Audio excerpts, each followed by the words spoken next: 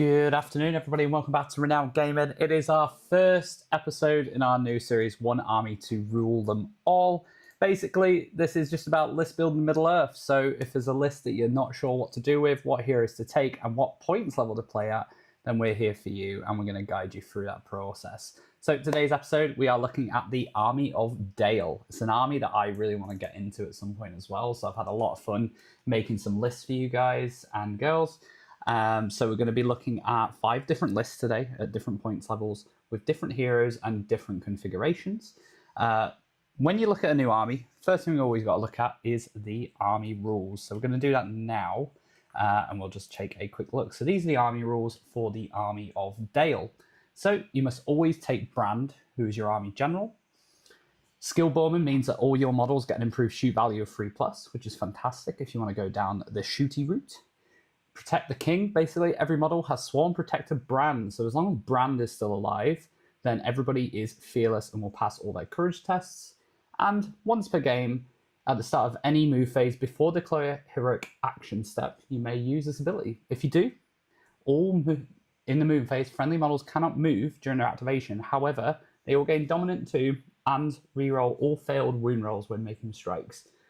This is the one part of the army rule I'm not as big a fan of, especially if you lose the roll off for priority and you're in a position where like you really need your opponent not to get it. If your opponent gets it and then they're like, okay, do you want to declare your thing? And if you're like, yep, like cool, I'll just not move into you, and then you've wasted your once per game. So I do like it and I don't like it, and I think there's definitely places for it. If the Dominant 2 lasts and it's like the last battle round of the game, then maybe there's some warrant for it, and that could be quite good. But you never know. So we're going to be deep diving into some lists right now. So obviously, our first army list is going to be 250 points. So for 250 points of Army of Dale, so you have to take Brand in every single list. That is always going to happen. And for this one, we're going to be taking 1 Warrior of Dale with a banner. Banners are important, even at lower points. You'd be surprised how many times you get those rerolls to make you win a game. And we've got a nice mix. We've got 5 Warriors of Dale with shield, 5 with shields and spears, and 2 Knights of Dale. I'm going to be going into Knights of Dale quite a lot over the next sort of 10 to 12 minutes. I think the Knights of Dale in this army, and you'll understand why when we go look at their stats in just a second, are phenomenal. So basically, this is a nice little beginner list. You can just pick up Brand, you could pick up your box of Warriors and some Knights, and you're good to go. So this just has a bit of everything for you to play with at lower points, and means you should get some nice, easy games in there. Now, when you're transitioning, obviously we can go into different points routes. First points route we're going to go into after this is 250 points to 400. So there is another character, which is Bard II. We're not going to take Bard II in our 400-point list, and the reason for that is because he's a bit pricey. And for the points that you get Bard II, you could just take a Captain of Dale who has a very similar profile.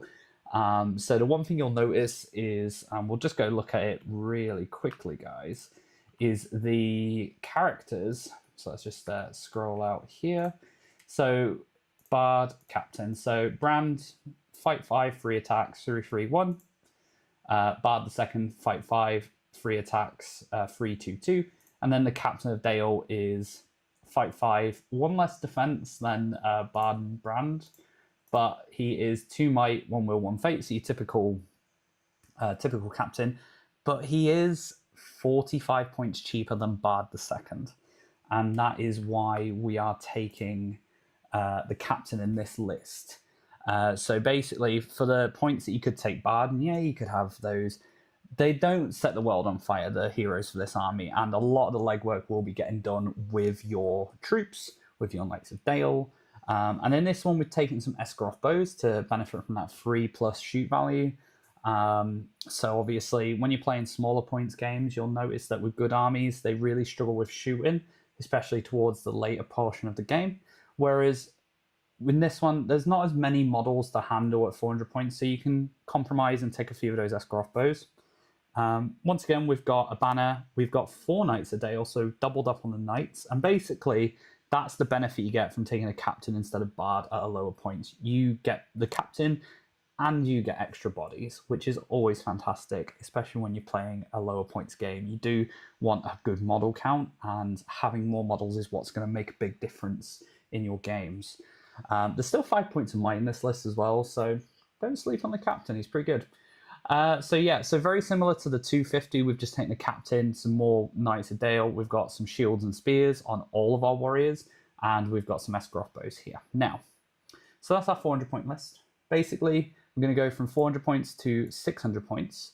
So I do apologize. I'm going to work out a better way to present this in the future. This was just sort of cobbled together this week. So 600 points, you can see that we get a good chunk of change out of this. So we get to upgrade to have Bard the Second, which is fantastic. Now, there you'll notice one thing, and one of the army rules was shoot value 3+. We have no bows in this list, and the reason why we have no bows in this list is because, yes, they are awesome. S-growth bows are wicked. However, good armies, if you tech too much into the shooting as a good army, especially if you're not leggy and stuff like that, then you're really going to struggle towards the later portion of the game where you just wish you had more bodies with shields, with spears, etc. Now, we've essentially gone a different route, and this list contains obviously your 3 characters, which is fantastic, but we have 5, 3, and 4, so we've got 12 Knights of Dale.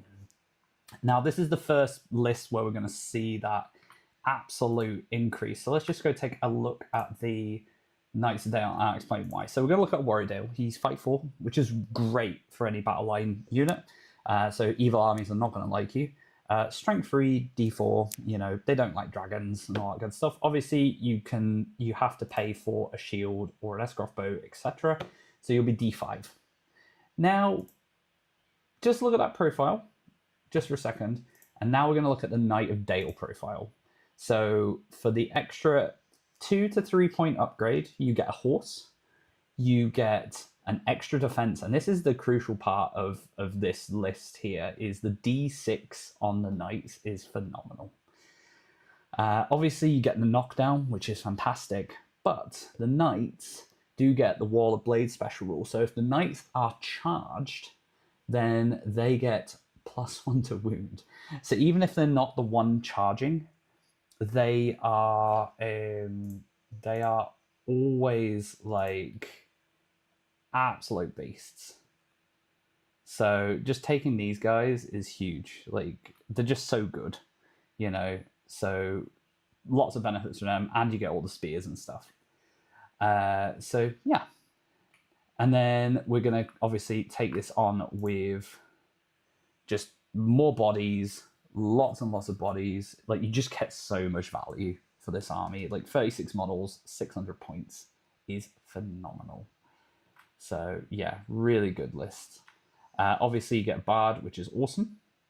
But where we go from here is where this list gets interesting when we get to the bigger points list, because you think, well, how much more nasty can this get? You know, surely you take the bows, right? Well, we're not going to take the bows. We're going to take 2 Wind Lancers. Once again, we're going to max up these Knights of Dale. We're going to get shields and spears behind them as well. So always benefiting from, you know, those guys. Still got a banner in there, which is always good. Now we have cut Bard the Second from the 700 point list. And the main reason for this is because we need to compensate for the Wind Lancers and also the more Knights of Dale. So we have 18 Knights of Dale, which is a great, like, you know, it's a great point. So everybody has spears, everyone has shields and all that good stuff. And you get the Wind Lancers. Now, you could just argue and take 1 Wind Lance, but the problem is when you take 1 siege weapon and your opponent knows exactly where it goes, because during deployment, you have to deploy your siege weapons first in your 6 inches from your table edge. If you have 1, they can play around 1 quite easily, unless you're playing on like bowling alley lane board, you know, no terrain and stuff. You know, fair enough. But if you take the second one, you can set up essentially like a crisscross formation, and this will give you access to being able to say, well, you can dodge this one, but you can't dodge this one. So basically, you get these massive siege weapons. And like we were saying earlier, the leaders and the characters in this army are all fight 5 caps. Like they're not going to go beat up Aragorns and Gwahirs and Beorns and Balrogs and things like that. But a Windlance can. So your Windlance is a great for being able to essentially immobilize characters like LSR, characters on horses and things like that. Because when you do roll that 6 on the scatter, you always aim for obviously like the models in front of those heroes and stuff, so you can dehorse them.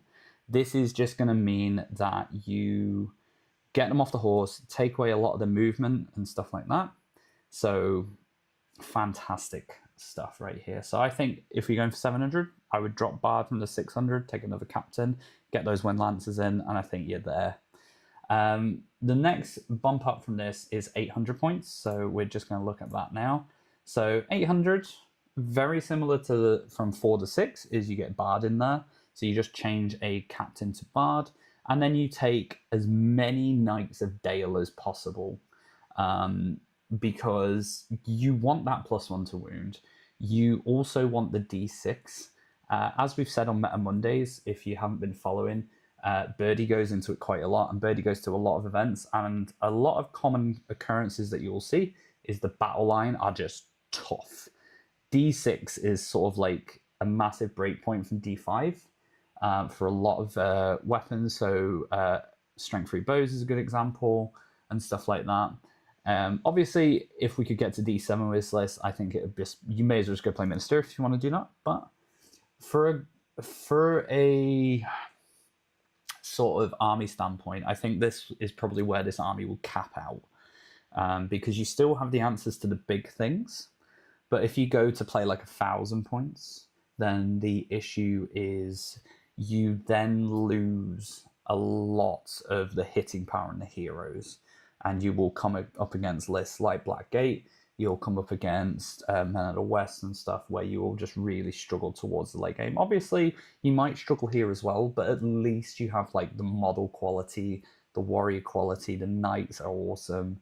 Like in this list, for example, there are 22 Knights of Dale. So that is 22 D6 models in front of your entire army. You also then have the Windlances as well to take out heroes on horses still, and to take out those big threats that Bard and Bran can't deal with. Now, there is some nuances with this army, and one of the things we're going to go in with, so sort of tactics that you could do going forward. We're aiming more for list building, but there is some tactics that are quite important to know with this army, and it mainly comes from Brand. And we'll go into why Brand has some really cool rules for a start off. So his Standfast is 12, which is great, but what we really like is Stoic Fighter. So at the start of any combat involving Brand, you would check to see if he's trapped. Now, what you can do with that, essentially, is your opponent will realize that if he's trapped, he's going to get an extra D6 reroll on the dual roll and 1d6 to wound as well. So they might not want to trap him straight away, but if you charge Brand into 2 troops, for example, just 2 orcs, and if you were to trap him by using one of your own models, so obviously you can just say this guy's not spear supporting and he's not going to make way, so Brand is now trapped. Now, obviously, that could be a little scary, but the benefit for that is so basically it just means that Brand can reroll essentially 3 attacks with a banner with his rerolls. So he's kind of like Durin, where Durin gets a banner reroll, and if he's outnumbered for Khazad-dûm, he gets an extra one. So basically Brand ends up with 5 attack dice into most troops. He's going to slaughter them. And I think the more dice you can get into a dice roll, obviously the better, because it gives you those higher chances.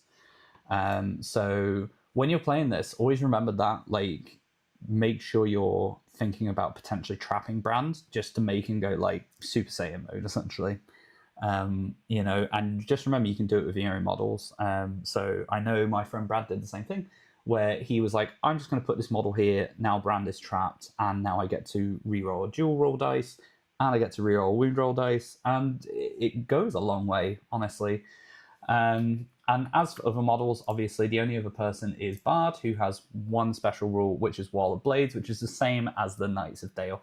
So when he is charged, he gets +1 to wound. So Obviously, sometimes you might just think, I want the Wall of Blade special rule, give priority to your opponent, and then you go, cool, you can charge her if you want, but my entire D6 frontline and Bard will have +1 to wound.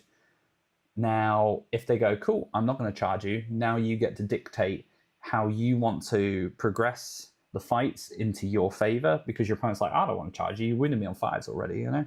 So if you're already winning 5s, you're going to win 4s, and it just carries on, and it gives you somewhat of a tactical edge to what you would normally not have in some games. So just bear that in mind as well when you're playing, that trapping brand, giving your opponent priority if it's not that important, because you're an army that likes to be charged. So just give it to your opponent. Like, unless you're scared about like any magic or stuff like that, you can just say, cool, I'm going to stand here behind my D6 wall and I'm going to let you have a bash. So yeah, that is Army Dale. I think obviously now I understand that we've not gone heavy on the Esgroff bows in the 8, 7 and the 600 point list, but I think the Knights of Dale are so much better than the Esgroff bows, personally. And a lot of good armies now, you've been seeing it as well in the meta, is a lot of people, if you're playing good, they are really going heavy towards the throwing weapons. So we've seen it in Khazad-dûm with Iron Guard, we've seen it technically with Lothlorien, so we've actually got a list in progress with Lothlorien, where we're basically cutting out some of the bows, so we're going to maybe take 3 or 4 bows, but we're going to be changing that into about 15 throwing weapons, which is insane. But yeah, so I hope that's helped with this army. If you're thinking about picking it up, you just like the look of it and stuff, here's some tips and tricks to go by. Trap brand, get yourself charged, and get a ton of D6 battle line models in front of your army that want to be charged as well. All right, guys, I hope you've had a great day. Obviously, I'm going to tune out for now. I've got my club for tonight, but we'll be back next week with another one army to rule them all. So if you would like to see a different army, well, hopefully it will be a different army, because it's definitely going to be Army of Dale. Comment below, like and subscribe. We'd love to hear your thoughts about what armies you'd like to hear about, what list you're struggling building, you know, and we'll definitely get back to you. And hope you all have a great day. All right, guys, see you all later.